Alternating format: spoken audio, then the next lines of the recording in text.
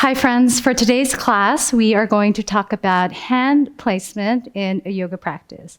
In a vinyasa practice, we are typically bearing a lot of weight in our upper body. And it's important to know where our hands go throughout a practice. And generally, you want to keep your hands underneath your shoulders and create this strength in this chain. You'll hear a lot of cues about spreading your fingers wide on the mat. That cue is very problematic because what happens when we spread our fingers wide is that we disperse power and energy. As a result, we decrease efficiency and strength.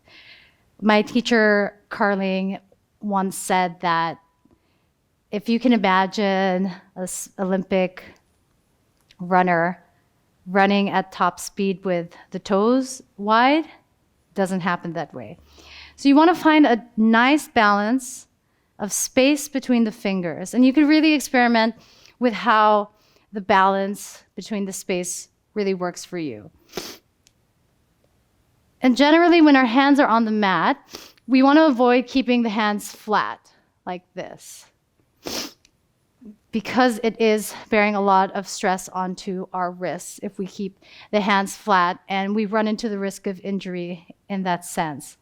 So you want to think of pressing your hands to the point where your fingertips turn white as your fingertips dig into the earth. Ground down on the inner knuckles of your hands as well. And your hands shouldn't be facing straight onto the mat. Play around with some ulnar deviation. So as my teachers have once said, righty-tighty, lefty-loosey, experiment with what feels good to you, as long as your hands aren't, well, as long as your wrists aren't directly aligned straight with the mat. And from your downward facing dog, you want to be able to move into your plank pose this way. Again, hands underneath the shoulders, and your hands should not move from downward facing dog to plank. You know you find the right balance once you've experimented a little bit, played around with the ulnar deviation, and as long as your hands aren't flat on the mat like this, strengthen through the inner knuckles and the fingertips. The fingertips will act as your brake throughout your practice. We'll do that one more time. So from downward facing dog, you're going to ripple forward into your plank pose and see how that feels. Our hands are really important, and they're how we interact with the world. And keeping our hand placements consistent throughout our practice will ensure a long and sustainable and healthy practice throughout our lives in the long run.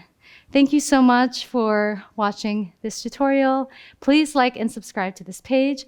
I hope to see you in more of my classes in the future. Namaste.